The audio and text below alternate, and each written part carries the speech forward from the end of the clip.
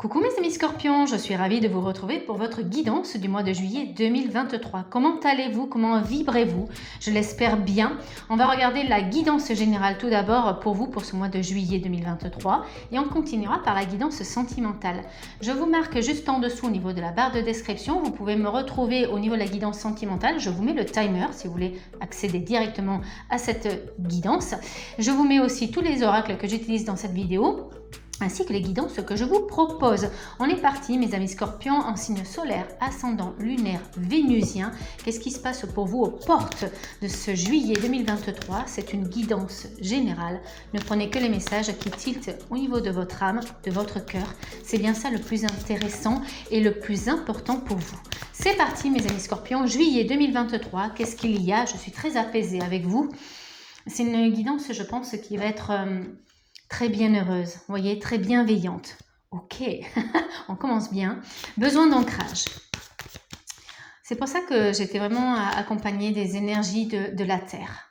Ok, on se cale sur les énergies de la Terre. Pour vous, mes amis scorpions, vous allez vivre avec petit pas par petit pas. Je l'entends, que va piano, va sano, et va lentano. Merci encore pour ce rectificatif de la dernière fois. On est vraiment dans le... Vous savez, on est à la mode sudiste.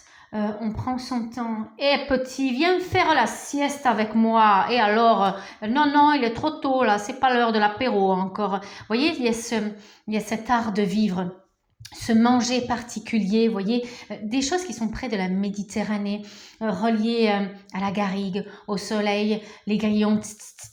Voilà, on prend le temps de vivre, on prend le temps d'être en pénate, en espadrille, en tongue. J'ai aussi les énergies de la Grèce. Je ne sais pas du tout pourquoi. Vous avez peut-être des vies antérieures qui sont reliées à ce pays. J'allais même dire au continent, parce qu'on a peut-être aussi l'Atlantide.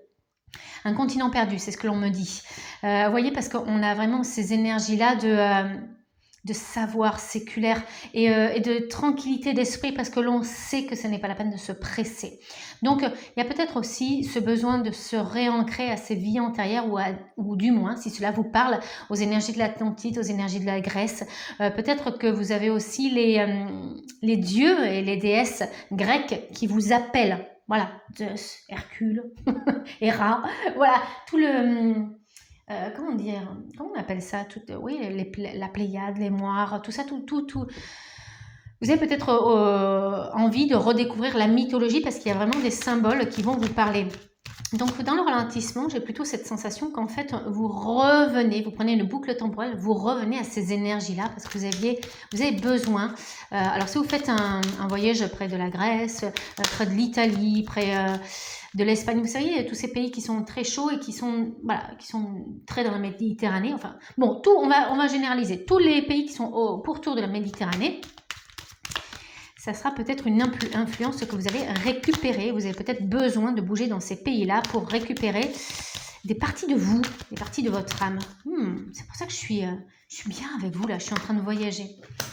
Voilà, renommée. Vous voyez, dans le concept de la renommée, c'est aller récupérer quelque chose qui est à vous.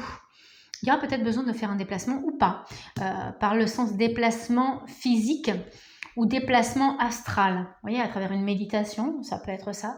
Vous allez peut-être voyager par l'intermédiaire d'un collègue de travail qui va vous ramener peut-être un souvenir.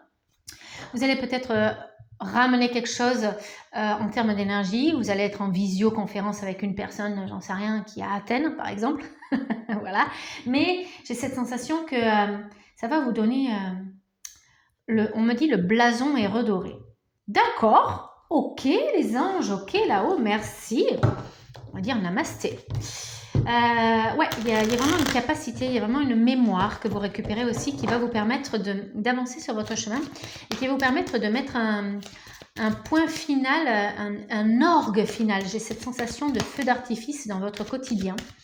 Ça peut être l'accomplissement d'un projet, ça peut être une clé qui était en vous. Il y avait juste besoin de tourner dans la serrure. On a ce concept de la transformation, mais le 13, ça me rappelle souvent la dette du travail, donc c'est peut-être en lien avec votre domaine professionnel. Donc on a peut-être ce messager ou cette énergie qui vient à travers le pro. ou c'est un travail que vous êtes en train de faire, peut-être une annale akashique, vous êtes peut-être en train de faire de l'hypnose régressive, vous faites peut-être des méditations qui sont actées sur vos vies antérieures, vous voyez, il y a ce concept-là. En tout cas, ce travail, cet ancrage, c'est pour deux choses. On me le dit et on me le crie dans l'oreille. Ça va vous servir à vous, mais ça va servir aussi aux énergies de la planète et de tous ses habitants. Donc c'est un travail qui est hyper important et c'est pour ça qu'on a la renommée, parce que je pense que la Terre, vous allez vivre au diapason de la Terre. Je crois que j'ai un autre signe comme ça qui réagissait au tambour de la Terre, aux pulsations de la Terre. Là aussi, c'est vous apportez votre énergie, c'est comme si c'est comme si vous récupériez par exemple le pouvoir des cristaux au niveau de l'Atlantide. Hein. Ils étaient très branchés sur cette capacité à communiquer avec l'élémentaire, avec l'élément cristal, roche, pierre. Et dans cette capacité peut-être à réénergiser les pierres de toute la Terre. Et je pense que la Terre va se mettre au même diapason que vous, va vibrer aussi en même temps que vous la soignez et d'un autre côté, elle vous remercie. Vous voyez, on est dans un acte de gratitude. Alors, culpabilité, qu'est-ce que ça vient faire là? Qu'est-ce que ça vient faire là? Il y a peut-être... ouais, mais on est dans la... ouais, ok, j'ai compris. On est dans la même énergie que la déchéance des Atlantes. Alors, si vous ne connaissez pas l'Atlantide, c'était un continent qui est perdu, qui a été perdu, et d'ailleurs qui, selon des mythologies, puisqu'il n'a jamais été retrouvé, ce continent, a été englouti. Tout simplement parce que Dieu, un petit peu comme la tour de Babel, parce que Dieu, la source, l'univers, a décidé que les Atlantes avaient trop de pouvoir, ils commençaient à être un petit peu trop orgueilleux, ils ont fait parler plus leur ego qu'autre chose. Et du coup, ils ont été condamnés à disparaître de la surface de la Terre, et ainsi que toute leur connaissance, tout leur savoir, pour recommencer de zéro. Donc on ne sait pas ce qui s'est passé, mais en tout cas, il y a des êtres incarnés actuellement sur cette Terre qui sont encore des anciens Atlantes, qui font partie de ces énergies-là, et qui doivent un petit peu être dans le paiement du tribut de ce qui a été fait, mais ils portent la culpabilité de ce qui a été fait, que leur peuple a fait. C'est pas forcément vous, parce que apparemment il y a une distorsion en termes d'Atlantes. Il n'y a eu que certains Atlantes qui ont franchi la limite à ne pas franchir, mais en tout cas, on porte le poids de ces actions de certains. Bon, c'est souvent comme ça dans la société, mais ok. Alors, qu'est-ce qu'on a au niveau du son pour vous, mes amis Scorpions? La boîte à musique, souvenirs d'enfance, mélancolie du temps qui passe, tic-tac de l'horloge. Le son de cette boîte à musique vous invite à faire la paix avec votre passé afin d'enlacer votre présent. Waouh! Ok. Donc, je vous parlais d'Atlantide, d'accord? Je vous parlais aussi peut-être de choses qui se sont passées dans une vie antérieure. Cette carte n'a pas besoin d'être commentée. Mettez pause, revenez en arrière si vous voulez que je vous la relise. Mais vous voyez ce concept de... il y a quelque chose qui s'est figé. Et on invite à faire la paix avec votre passé. Ici et maintenant. Ou peut-être dans une autre vie. Waouh, waouh, waouh. Décidément, incroyable. Qu'est-ce que l'on a? Exprimez votre créativité. Alors, le 7, l'amour inconditionnel. Oh, j'adore, c'est trop choupinou ce que vous êtes en train de dessiner. Un petit ourson. Mettre en lumière sa créativité. Donc, on vous invite ce mois-ci à entrer en contact avec une intention particulière, celle dont vous avez envie de développer afin de créer un changement dans votre vie. Laissez de côté les écrits, vos écrits, et dessinez un cercle à main levée ou avec un compas. Dans ce cercle, incorporez les formes au gré de vos envies. Prenez le temps d'apprécier ce moment. Puis, écrivez la volonté de manière positive en dessous de votre création. Il s'agit là d'écrire un sankalpa, support visuel formé par le cœur et l'esprit, ayant comme intention d'atteindre un but personnel. Je pense que si vous peignez quelque chose, si vous faites un mandala, ou même un mala, j'ai cette sensation de dégrainer des prières aussi, ou un chapelet, si ça vous parle, j'ai cette sensation de guérir. Voyez, ça peut être comme comment dire, oh, je vais y arriver, un dessin vibratoire de guérison. Voyez, et vous créez votre propre dessin de guérison vibratoire. Donc à vos pinceaux, à vos stylos, à vos peintures, à vos gouaches, vous pouvez le faire même avec les enfants, ça peut être amusant, hein, mais j'ai cette sensation qu'il y a besoin de faire parler un état, une personne que vous incarniez dans une autre vie pour pouvoir guérir et débloquer le présent.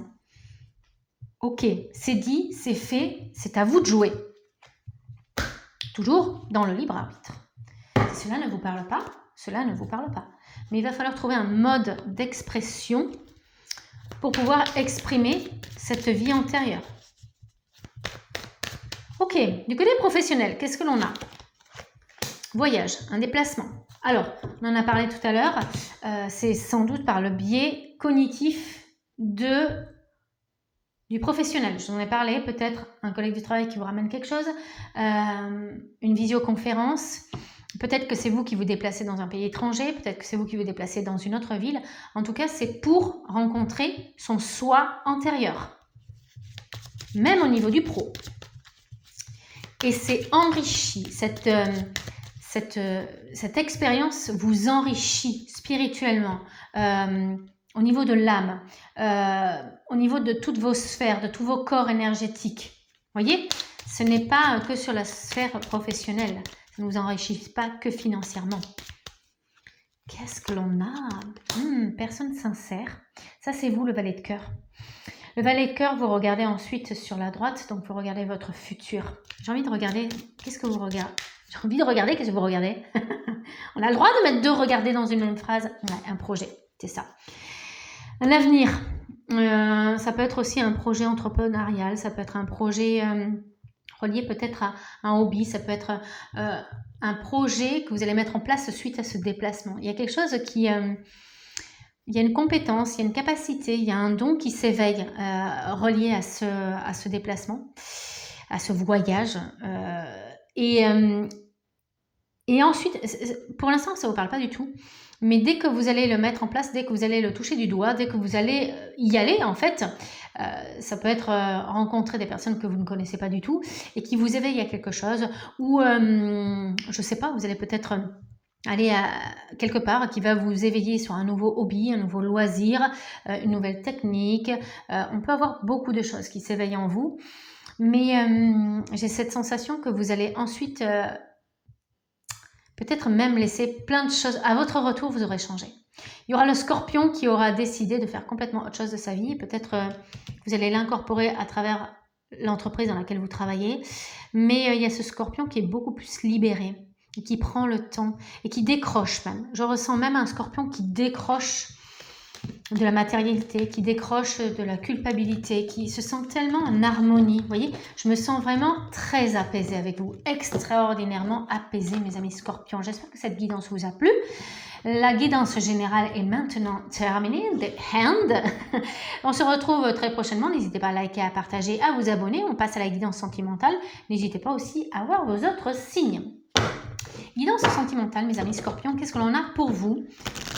C'est parti, je vais poser 3 cartes de l'améthyste Love. Vous allez vous reconnaître ou pas dans la situation. Si vous vous reconnaissez ou si vous vous reconnaissez à travers vous, mais aussi pour votre couple ou pour votre compagnon ou compagne, c'est ok, vous continuez la guidance avec moi. Sinon, cette guidance n'est pas pour vous, il n'y a pas de problème. Ne vous inquiétez pas, je vous ferai une autre guidance spéciale, signe astro aussi, pour l'été 2023, relationnel, sentimental. Alors, qu'est-ce qu'on en a? Ok. Amour véritable, union, couple, pax. Donc, c'est un état d'esprit. Alors, no, voici la réponse à votre question. Je vais être obligée de poser une 4e carte parce que celle-là, elle n'est pas dans la neutralité. Elle a besoin... Ok, il y a de l'instabilité. C'est ce que je pensais, mais j'avais besoin d'une carte supplémentaire. Oui, des fois, on a besoin d'aide. Oh, et alors, on n'a pas tout en canalisation. Les cartes sont des canalisateurs. Ça me permet d'avoir des appuis pour vous, pour vous délivrer les messages. Alors, moi, il y a cette espèce de scission. J'ai 2 personnalités en vous. Soit ça vous correspond à vous d'un côté et de l'autre, c'est la personne qu'il y a en face de vous, dans votre couple, ou que vous rencontrez, ou que vous allez rencontrer ce mois-ci. Soit c'est vous qui incarnez les 2 personnalités. D'accord? Donc, il y a ce premier versant de vous, ou vous, hein, peut-être, où dans la relation, il y a vraiment ce côté fusion, ce côté amour toujours, ce côté amour véritable. Il y a vraiment peut-être la représentation de la famille avec tout l'iti quanti, hein, comme dans les histoires de fées et les histoires d'amour. Ils vécurent heureux et eurent plein d'enfants. Ok, passons là-dessus.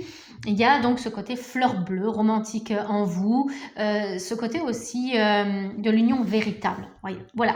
Et d'un autre côté, il y a quelque chose en vous qui rebute ça. Peut-être par votre expérience, où vous vous dites plus jamais, ce n'est pas pour moi, je n'ai plus envie, je ne veux pas ça, je veux être peut-être seule ou je veux peut-être être accompagnée de quelqu'un, mais dans ma liberté, être indépendant chacun. Il y a ce concept où vous êtes instable. Il y a ce concept où vous ne savez pas sur quel pied danser. Est-ce que vous voulez du temporel ou est-ce que vous voulez de l'intemporel? Est-ce que vous voulez du fusionnel ou est-ce que vous voulez de l'indépendance?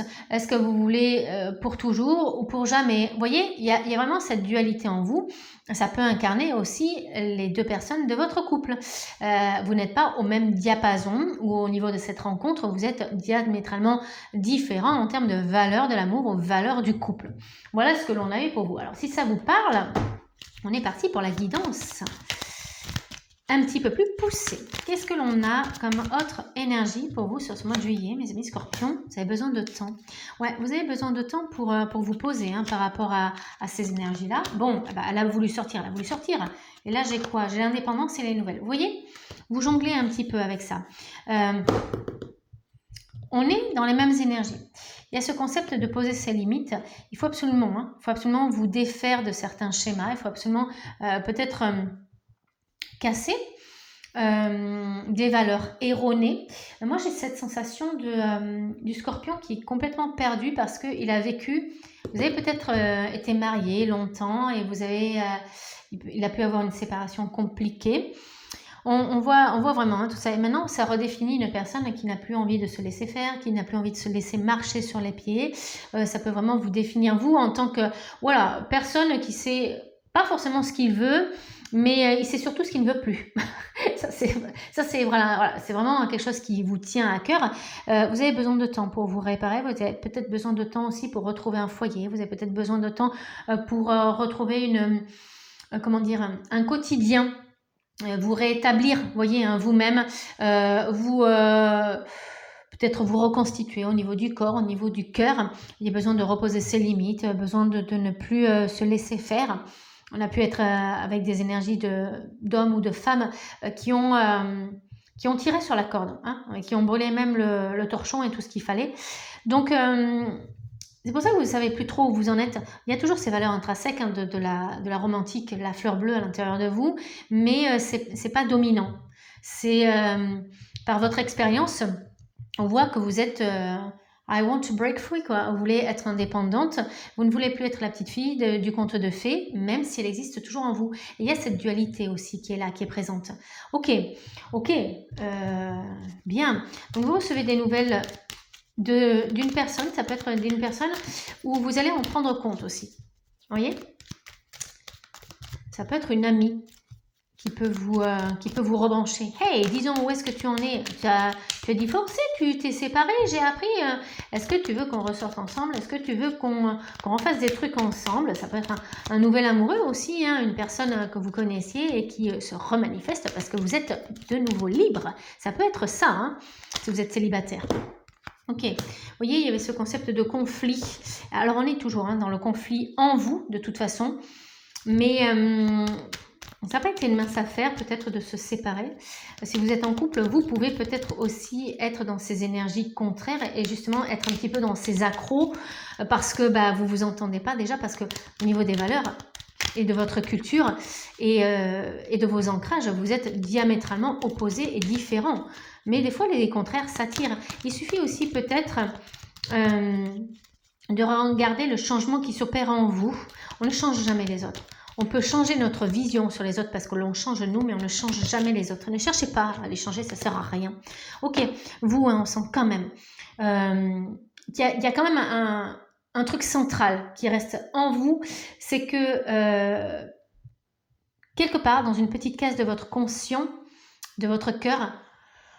Si vous devez vous remettre en couple, même si au début vous regardez ce qui se passe, vous vous tâtonnez, vous flirtez, vous testez l'un et l'autre, il y a quand même au fond de vous cette envie pratiquement primordiale d'être ensemble pour réaliser quelque chose ensemble. Donc peut-être des enfants, peut-être un projet, peut-être une vie à deux, vous marier, j'en sais rien, plein de choses qui sont quand même dans la durabilité. On ressent quand même que vous voulez pas être en couple pour être en couple, c'est pas ça, c'est pas pour dire à Ginette, ah t'as vu je suis en couple, je suis plus seule. Non, parce que être seule ça vous dérange pas en fait.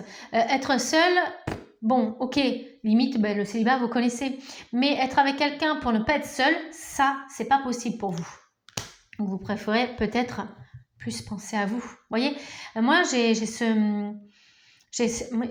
aussi. Il y a quelqu'un qui pense à vous. Il y a quelqu'un qui pense à vous. Il y a quelqu'un qui attend et qui attend que vous soyez disponible. Alors votre conjoint aussi, si vous êtes en couple, il attend peut-être aussi que vous soyez moins stressé. Il attend peut-être aussi que vous soyez plus dans le bien-être. Il pense vraiment à vous, même si vous êtes diamétralement opposés et différents sur certaines choses. Il pense souvent à vous. Il essaye de vous faire des petits cadeaux. Il essaye de... Vous voyez, on a quand même un conjoint qui est très amoureux. Voilà. Qui est très amoureux, qui est très passionnel, qui est très fusionnel pour ceux qui sont en couple. Ça, je le ressens. Et pour les autres là, qui sont célibataires, on a vraiment un ami ou quelqu'un qui est dans le crush, quoi. Quelqu'un qui attend que tous les voyants soient au vert. Voilà ce que j'avais pour vous, mes amis scorpions. J'espère que vous passerez un merveilleux mois de juillet. On se dit à très très très vite. N'hésitez pas à voir vos autres signes ascendant lunaire et vénusien, ainsi qu'à commenter, à liker, à partager si vous aimez cette vidéo. On se retrouve très bientôt et d'ici là, je vous embrasse. Ciao ciao mes amis scorpions.